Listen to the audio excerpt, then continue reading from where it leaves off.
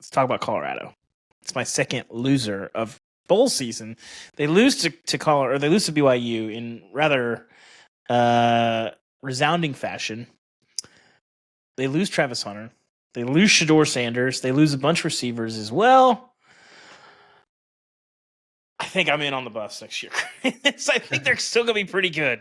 Like, again, are you going to win 10 games? You're going to go to the playoff? I don't know about that. But I think that there is this belief, people talk about, others preying on your downfall. I think a lot of times that's overstated. I do think there's a lot of that with Colorado. I think that there's not a belief. For me, but there is. Yeah, I think there's a belief that, Shedeur's gone, Travis is gone. They're going to go back to being the old Colorado. I'm not so sure about that. Not so sure about that at all. I wouldn't say like old Colorado, like 1 to 3 wins, but you're losing like potentially 2 top 5 draft picks from a team that is not that deep. And you take that off from anybody, that's going to be anybody outside of Georgia and the like that's a big loss. It is. However, you bring in Caden Salter, who they're going to have Deion presiding over a quarterback competition. I think he literally has never done that before because he's been coaching Shedeur since Pee-wee. Yeah. So that'll be interesting. Juju Lewis, obviously the 5-star freshman. Are we in agreement? Colorado's going to have a good quarterback out of that group. If Juju beats out Caden Salter for that gig, that's pretty impressive. And Salter, a pretty good fit for this offense, I think, and a good player in his own right. A guy that, Liberty, the offensive line, they lost a lot. They didn't quite have the same weapons, but still a very good player. Are we at least united in this? They're two completely different offenses from what he's running. I know, they are. Like Shedeur wasn't a running quarterback. Because Shedeur wasn't a running quarterback. Shedeur was a running quarterback to survive at times. Yes, but like Caden Salter is. Mm-hmm. So I agree. Like I think you've got 2 pretty good options there. I would agree with that. But they do lose a lot of receivers. They do, but they bring in Jaheim Otis from Alabama, probably one of the best defensive line. Deion's going to work in the portal again.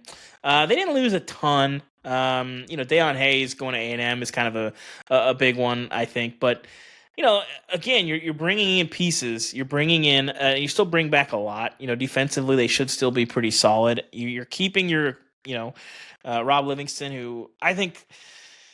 I don't know how many people were talking about him because Deion takes up so much of the oxygen in Colorado, but I do think Rob Livingston, if you were ranking the reasons why Colorado had the season that it did, Rob Livingston's probably top 3. Their defense was way, way improved, and seems like he's sticking around. We'll see when the NFL coaching carousel gets going. I wouldn't be shocked if he took a coordinator job somewhere, but it sounds like he's staying. And so I just think Colorado, I think they're going to be fine. I think they'll be a 7-8 win team with some upside. We're on the confidence level. Guys. 1 to 5. I'm going to go with confidence level. I'm going to say a 4 in that I'm setting realistic expectations for them of like that 7-8 with some upside. And like you might have a legitimate superstar in Juju Lewis. We'll see. We'll find out. Like college football, where it is now, we've seen freshman quarterback come in and do some things. And so we'll see if he's that guy. I was going to say Lincoln had him. Lincoln really liked him. Lincoln's got a pretty good track record with quarterback, but Lincoln's street cred at the moment out at USC is not the best. So I am fascinated though to see Deion coaching without his kids on the team.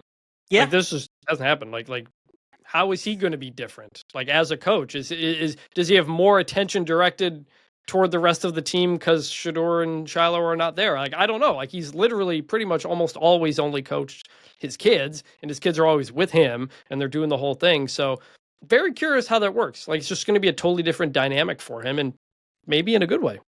It could be. Yeah, Deion's every year seems to be a prove it year, and this is another one in a different way. And I'm fascinated to watch it because not having his kids there and being in the NFL and Travis Hunter being in the NFL, does he have a wandering eye? Will he be paying attention to what they're doing more so than what he's doing in Colorado? I don't think so, but you never know. That's going to be the perception if they get beat in a bad way. Is he going out to NFL games on Sunday instead of being in the office because Shedeur's playing? I think whether or not it matters, it's going to matter to people. I remember the example for this was Chad Morris when he was at Arkansas. Arkansas fans were furious because Chad would get on the private plane Friday afternoon, fly back to Dallas and go to Chandler Morris, his son's games. I forget where he was playing. I think it was at Island Park. I forget. And like Friday night, he was going to go see the games. Listen, God forbid a college football coach have his priorities in the right place. Because when you win, nobody cares. When you win, oh, he's a family man who understands the importance of, balancing home and work. And if you lose, it's like, this guy's never in the office. This guy doesn't want to work. It just, again, college football is a results business. And sometimes that conversation gets hilarious. And it's in situations like that. So I think it is going to be like, if they're winning, nobody's going to care if he goes to games on Sunday. But yeah, if they lose and he's in a box seat on Sunday, like Colorado fans are going to like, drive up to the stadium and like bash the glass in.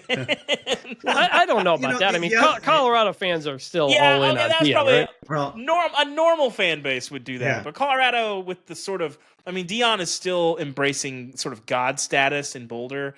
But like, if Billy Napier's son was in the NFL or something and he was going to NFL games on Sunday, like Florida fans would be like pooling their money together for somebody to go take a sledgehammer to the glass in the box. So it will be what it is. So one other factor, though, that this is something we haven't seen yet at Colorado under Deion is the continuity factor. That they have been such an upheaval in the portal, as we know, especially the first year where it was just so many players left, and then this year too. Now you've got more of a cohesive element in place, and that's going to be helpful everywhere. But of course, losing Travis Hunter and Shedeur Sanders, I think that's going to be interesting to see how he builds from that. But this is going to be a prove it year for him. Can he do it without his son? Can he do it without Travis Hunter?